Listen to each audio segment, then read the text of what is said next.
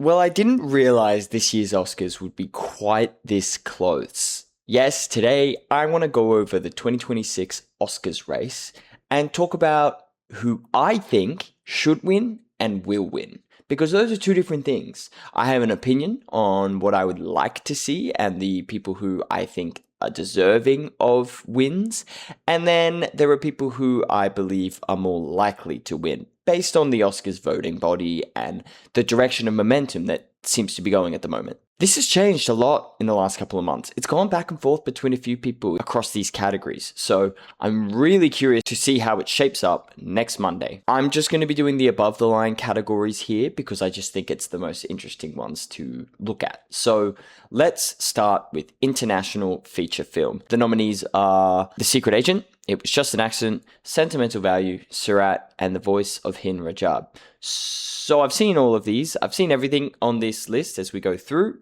And I think that It Was Just an Accident should win, given that it hasn't been nominated for anything else. And it is truly an excellent film that has kind of been ignored in this year's awards, which is a real shame because, yeah, it's a deeply powerful film.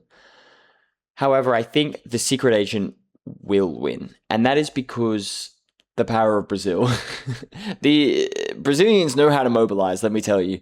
And that is the case last year when I'm Still Here was nominated and did really well. Another Brazilian film. And I believe it'll be the same case this year because not only are Brazilians powerful, but the movie is really good. In original screenplay writing, the nominees are Blue Moon, It Was Just an Accident, Mighty Supreme, Sentimental Value, and Sinners. And that brings us on to the main battle in this year's Oscars. As you probably know, it's between Sinners and One Battle After Another. So I think you'll see with a lot of these, I'm going to go one way or the other. Now, obviously, One Battle After Another isn't nominated here, but I think it's an interesting conversation because it is nominated for adapted screenplay.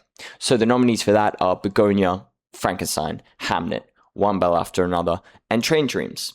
So I think it's pretty easy for me to say Sinners is going to win original and One Battle After Another is going to win adapted, which is a shame because I think it would be a great opportunity to recognize some of the other films in here like Sentimental Value, Mighty Supreme, or Train Dreams, which I'm a big fan of. But that's the way I think it's going to fall. And it's a trend I think we're going to see continued throughout this. So next, let's go into actors and actresses. So actors in a supporting role, it's Benicio del Toro, it's Jacob Elordi, Delroy Lindo, Sean Penn, and Stellan Skarsgård. Now, who do I want to win this? Well, there are some really good performances here, but for me personally, I would love Stellan Skarsgård to win it. I think he was excellent in Sentimental Value. I think it's been slept on a little bit. I think a lot of people appreciate that it's a good film, but I think it deserves a bit more recognition than it's getting. And I think Sean Penn and Benicio del Toro may cancel each other out. And what we've been seeing is this late surge for Sinners. So I think you're going to see that affect the way I judge a lot of these categories going forward. Because previously, I did not think Delroy Lindo had a chance, but Sinners has really started gaining momentum, and I genuinely think he's in the conversation here. So I do think it's between Delroy Lindo and Sean Penn for who will win. I actually don't think Stellan Skarsgård will win, which is a shame. And now for actress in supporting role, it's Elle Fanning, Inga Ipsdotter Lilius, Amy Madigan, Wunmi Masaka, and Tiana Taylor. Again, I thought this was pretty cut and dry 6 months ago. I thought it would be Tiana Taylor, but Amy Madigan is an Oscars darling. She's never won, and she's been around for a long time. I think a lot of Americans love her for Field of Dreams, and I could absolutely see her winning here. Me personally, I think Inga Ipsdotter Lilius should win. I think she was fantastic in Sentimental Value, and I think it's a really understated role. And yeah, I just think she's great. But as for who will win, ooh, this is tough. This is really tough. I could see this being the only Oscar that Weapons gets.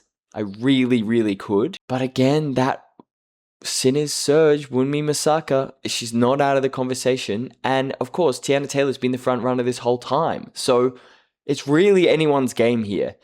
I'm going to say it's going to be Amy Madigan, I think. I think it will be. So we'll see. Okay, actor in a leading role. So this is Timothée Chalamet, Leonardo DiCaprio, Ethan Hawke, Michael B. Jordan, and Wagner Moura.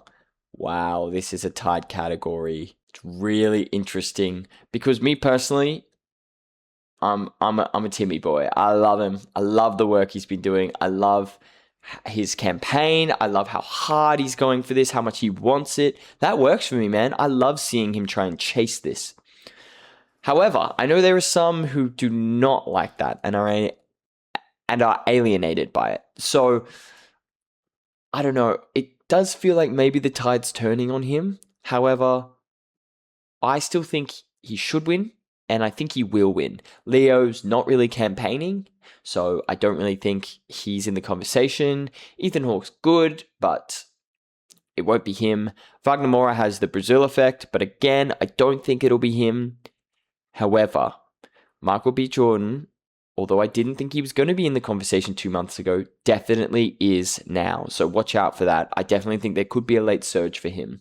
However, I do think it will be Timothée ultimately. And I think he deserves it as well. I don't know how he's going to crash out if he doesn't win this. But then maybe he'll win for Dune Messiah, which I would love. For actress in a leading role, the nominees are Jessie Buckley, Rose Byrne, Kate Hudson, Renata Rensve, and Emma Stone. You know, we live in a really weird time where whenever someone famous gets built up and gets platformed, they get torn down a month later. You see this trend happen all the time, but especially with women. Jessie Buckley was, and probably still is, a shoo-in for this. But for some reason, when people are seen as popular and are seen as frontrunners, they get torn down. And so people come up with all kinds of controversies to try and taint her character, which is a shame. Look, is this my favorite performance? No, I would love to see Rose Byrne win. I think she should win. And, you know, part of that is because I'm Australian and she's Australian. I got to support my girl. But I also just think she's fantastic in it. And I would love to see that. We're not going to see that, however. I do believe it will be Jessie Buckley. And, you know, I won't be upset by that. I do think she deserves it, but I would love to see Rose Byrne. Okay, on to the big last two. We have directing, and for this, the nominees are Hamnet, Marty Supreme, One Battle After Another, Sentimental Value, and Sinners. Okay, I actually think this is the easiest one to call out of all the categories we've been over today. And for me, I think Paul Thomas Anderson should win, and I think he will win. And the reason I say that is because the Oscars love to reward people for their careers.